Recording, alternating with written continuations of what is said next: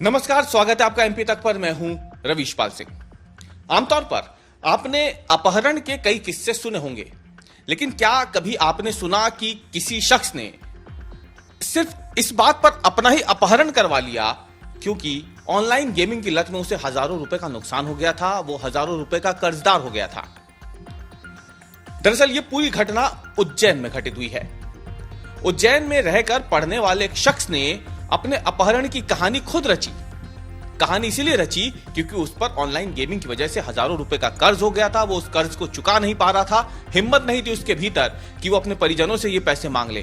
तो उसने क्या किया, उसने अपने एक दोस्त को साथ मिलाया, क्योंकि उसने फिल्मों में, क्राइम सीरियल्स में इस तरीके की कहानी को कई बार देखा था। तो उसने सोचा क्यों ना इसके जरिए ही घर वालों से पैसे अठे जाए। पूरी कहानी क्या है? पूरी कहानी सीएसपी की अगर माने तो एक परिवार थाने में आता है। थाने में आकर के शिकायत लिखवाता है कि उनके बेटे का अपहरण कर लिया गया है और फिरौती के 50,000 रुपए मांगे गए हैं। फिरौती की रकम बेहद मामूली थी। 50,000 रुपए के लिए कोई किसी का अपहरण क्यों करेगा? पहला तो पुलिस का माथा यहीं से ठनका। लेकिन क्योंकि मामला अपहरण से जुड़ा था, इसलिए पुलिस ने गंभीरता से इस पूरे मामले की जांच शुरू की। परिजनों ने पुलिस को बताया कि अपहरण करने वालों के खाते में 50,000 रुपए ट्रांसफर कर दिए गए हैं और इसके बाद अपहरणकर्ताओं ने बोला है कि उनका बेटा आलोट के जो रेलवे स्टेशन है, तराना रेलवे स्टेशन जो है, उसके पास में उन्हें मिल जाएगा। देर रात पुलिस टीम परिजनों को लेकर के रेलवे स्टेशन पहुंचती है तो पास की झाड़ियों में वो बेटा मिल जाता है जिसका अपहरण किया हुआ था।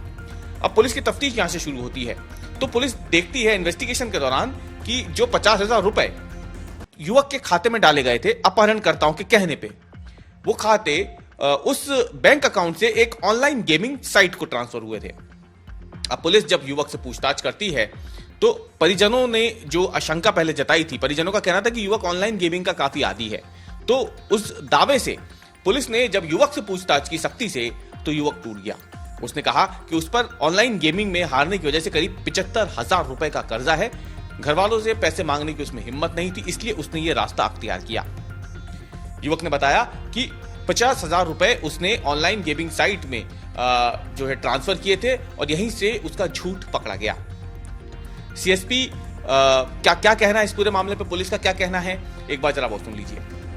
ये एक लड़का था, तो ये कल इसके परिजन थाने पे आए थे रिपोर्ट दर्ज कराने के लिए कि भी हमारे लड़के को किसी ने गिरफ्तार कर लिया, अगवा कर लिया है।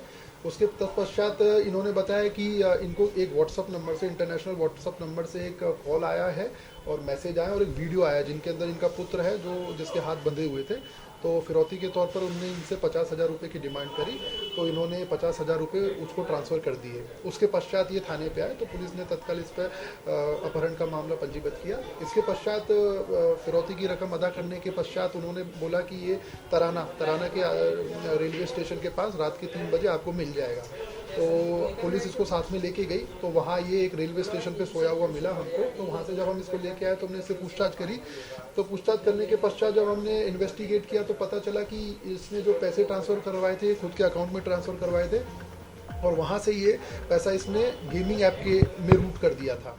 तो पुलिस का बयान आपने सुना। यहाँ पे पुलिस साफ तौर पे कह रही है कि युवक ने कैसे अपने ही अपहरण की साजिश यहाँ पे रची। हालांकि इन्वेस्टिगेशन के दौरान, यानी जांच के दौरान, जब पुलिस उससे पूछताछ कर रही थी तो पूरा मामला दूध का दूध पानी का पानी हो गया और युवक का झूठ पकड़ा गया।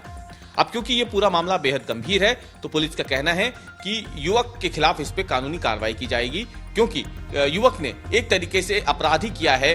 खुद के अपहरण की झूठी कहानी को सामने रख करके उसने एक तरीके से न केवल उसके परिजनों को परेशान किया बल्कि पुलिस का भी समय उसने बर्बाद किया है। और इसको देखते हुए अगर देखा जाए तो कानून की धाराओं के तहत इस युवक के खिलाफ भी जल्द ही कार्रवाई की जाएगी। हैरानी की बात यह है कि युवक फौज की तैयारी कर रहा है, लेकिन फौज की तैयारी के साथ साथ ऑनलाइन गेमिंग की लत ने उसे खुद की ही परिवार के साथ ये धोखा करने के लिए मजबूर कर दिया।